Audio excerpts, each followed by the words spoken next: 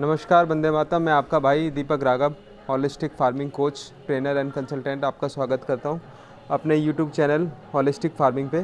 और आज हम एक वीडियो बना रहे हैं कि आप लैंड परचेज़ करना चाहते हैं तो उससे पहले किन किन बातों का ध्यान रखें।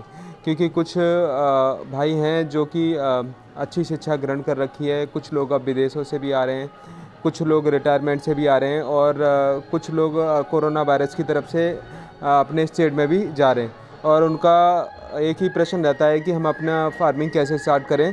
तो उसमें कुछ लोगों का ये प्रश्न रहता है कि मैं ज़मीन परचेज़ करना चाहता हूँ। तो आज की जो स्पेशल वीडियो हम बना रहे हैं उनके लिए है कि ज़मीन परचेज़ करने के लिए, कि अगर वो ज़मीन परचेज़ कर रहे हैं तो किन किन चीज़ों का ध्यान रखें जिससे कि उनको आने वाले भविष्य में दिक्कत ना हो। तो सबसे पहले तो उन सब भाइयों से मैं कहना चाहूँगा कि उनको ना गोल एकदम क्लियर होना चाहिए कि उनका क्या गोल है।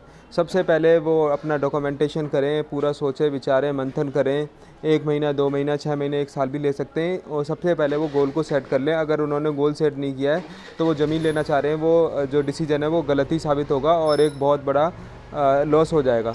और मैं चाहता हूँ कि कोई भी एक बड़े लॉस से अभी इस समय ना गुजरे। तो सबसे पहले ज़मीन लेने से पहले आपका गोल शुड क्लियर होना चाहिए। और जो भी आप ज़मीन लेना चाहते हैं, जो गोल के हिसाब से फिर उसका क्लाइमेट देखिए कि आप अपना हॉबी फार्म सेटअप कर रहे हैं, कमर्शियल कर रहे हैं, योगा के लिए कर रहे हैं, नेचुरल फार्मिंग के लिए कर रहे हैं, ट्रेनिंग सेंटर्स बना रहे हैं, है ना, आयुर्वेदा सेंटर बना रहे हैं, एक्चुअली क्या बना रहे हैं। तो उसके हिसाब से फिर क्लाइमेट देखिए। क्लाइमेट एक बहुत बड़ी चीज़ है जो देखनी चाहिए आपको। और फिर आप देखिए वहाँ पे वाटर और रेनफॉल कैसा रहता है। अगर आप एक फूड फॉरेस्ट लगाना चाह रहे हैं तो आप कोई भी ज़मीन ऐसी परचेज ना करें जो रेनफॉल पे डिपेंड हो। आप वहाँ पे वाटर ज़रूर देखें, वाटर ज़रूर देखें। फिर आप ये देखें वहाँ पे एक रिवर, सबसे बड़ी बात होती है नदी का बहुत प्रभाव पड़ता है। और नदी भी देखें तो उसमें देखें कि वो रिवर है कहीं वो पॉल्यूटेड तो नहीं है, उससे कोई एक बहुत ज़्यादा नुकसान तो नहीं है। क्योंकि अधिकतर नदियाँ या तो सूख गई हैं या पॉल्यूटेड हो गई हैं, उनसे भी बहुत नुकसान होता है। और वो आपके फार्म से ऊपर हैं या नीचे हैं। अगर वो ऊपर हैं, पानी का फ्लो होता है तो फिर वो आपके फार्म को नुकसान पहुँचा जा सकता है। और अगर वो नीचे हैं तो फिर आप उसके लिए विचार विमर्श कर सकते हैं। फिर एक चौथी बात आती है वाइल्ड एनिमल्स की, कि जो जंगली जानवर हैं जैसे मंकी हैं, आपके डियर हैं, हिरन हैं, कहीं भी और भी वाइल्ड एनिमल है, कहीं हाथी बहुत ज़्यादा हैं, है ना। तो इन सब चीज़ों का आप ज़रूर ध्यान रखें लैंड परचेज करने से पहले कि वहाँ पे किस वाइल्ड एनिमल का सबसे ज़्यादा खतरा है और उससे कैसे बचें। और सबसे बचने के लिए फिर अलग अलग चीज़ों का उपाय करना पड़ता है।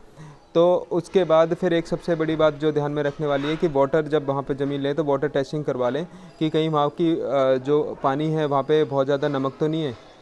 नमक ज़रूर चेक करवा लें, कोई हैवी मेटल्स तो नहीं आता, क्योंकि उसकी वजह से भी ना बहुत प्रभाव पड़ता है आप जो भी प्रोजेक्ट करना चाहते हैं। क्योंकि मैंने बहुत सारे प्रोजेक्ट में गया हूँ, वहाँ पे ये नमक वाले पानी की बहुत दिक्कत होती है। क्योंकि उन्होंने ज़मीन परचेज़ की तो इस बात का ध्यान नहीं किया, लेकिन अब बहुत दिक्कत है। और एक हैवी मेटल्स, क्योंकि वाटर में हैवी मेटल्स भी बहुत आने लगे। फिर एक है कि जब भी ज़मीन लें तो केमिकल टेस्टिंग ज़रूर करवा लें। क्योंकि आजकल वर्जिन लैंड मिलना बहुत ही मुश्किल है। अगर आप पंजाब जैसे एरिया में जा रहे हैं तो वहाँ पे लोगों ने 10-10 फीट तक एक बहुत बड़ी मात्रा में केमिकल मतलब डाल दिया है। तो वहाँ पे अगर आप ऑर्गेनिक फार्मिंग या नेचुरल फार्मिंग करने की सोच रहे हैं तो आपको एक बहुत लंबा समय लगेगा, आपको एक बहुत मेहनत करनी पड़ेगी। इसीलिए केमिकल टेस्टिंग ज़रूर करवा लें ऐसी जगहों की। फिर उसके बाद एक सबसे अच्छी जो बात है, वहाँ पे उस ज़मीन की हिस्ट्री जानने की कोशिश करें कि वहाँ पे क्या हिस्ट्री रही है, आज से पहले कब क्या होता था, पूरा एक हिस्ट्री रिपोर्ट बनाएं। हिस्ट्री रिपोर्ट भी आपके प्रोजेक्ट में एक बहुत बड़ी मदद करेगी, ये एक बेस है।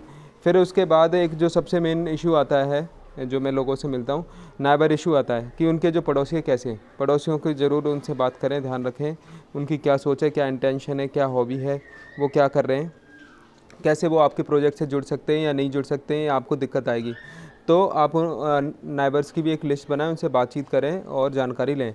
फिर आप उसमें देखें कि एक पास में ना मार्केट होना चाहिए। मैं जो 100 लोगों से मिलता हूँ तो उसमें 90 लोगों के साथ दिक्कत आती है। पहले उन्होंने ज़मीन कहीं पाकिस्तान के बॉर्डर पर जाके ले ली या कहीं जंगलों में ले ली, अब वहाँ पे मार्केट नहीं है। मार्केट नहीं है तो फिर बहुत सारी समस्या आती है, सेल्स का, कुछ सामान लेना है, लेबर का इशू आता है, कुछ सामान कोई मतलब अपने फार्म के लिए चाहिए, कुछ ट्रैक्टर चाहिए, कुछ भी चाहिए, तो उनको बहुत बड़ी दिक्कत आती है। तो प्रयास करें कि मार्केट के 100 किलोमीटर के नियर ही अपना फार्म लें, चाहे आपका वो कमर्शियल फार्म हो चाहे हॉबी फार्म हो, ये ऐसा मेरा मानना है। और फिर उसके बाद एक जो ध्यान रखने वाली चीज़ है लेबर इशू। अगर आप केरला जैसी जगह में रह रहे हैं तो वहाँ पे लेबर एक इशू आता है, वहाँ पे फिर उसके उनके नियम कानून, आजकल लेबर लॉ भी हर स्टेट के अलग हैं, और एक लेबर यूनियन का एक बहुत बड़ा मतलब खतरा आता है। जैसे अगर आप ज़मीन अगर ले रहे हैं तमिलनाडु, केरला, पांडिचेरी की तरफ ज़मीन ले रहे हैं, बहुत सारे लोग सोचते हैं, लेकिन वहाँ पे उनको एक दिक्कत हो जाती है कि उनको लेबर यूनियन के बारे में नहीं पता होता, लेबर लॉ के बारे में नहीं पता होता, और उस वजह से वो लेबर इशू होने की वजह से फिर एक बहुत बड़ा लॉस करके बैठ जाते हैं। फिर हमारे को फ़ोन आते हैं कि हम इससे कैसे निकलें। तो ये ज़रूर आप पूछ लें एक वहाँ पे लॉयर से कि वहाँ पे लेबर यूनियन का क्या है, कैसा है, लेबर लॉ क्या है, इन सब चीज़ों का आप ज़रूर ध्यान रखें।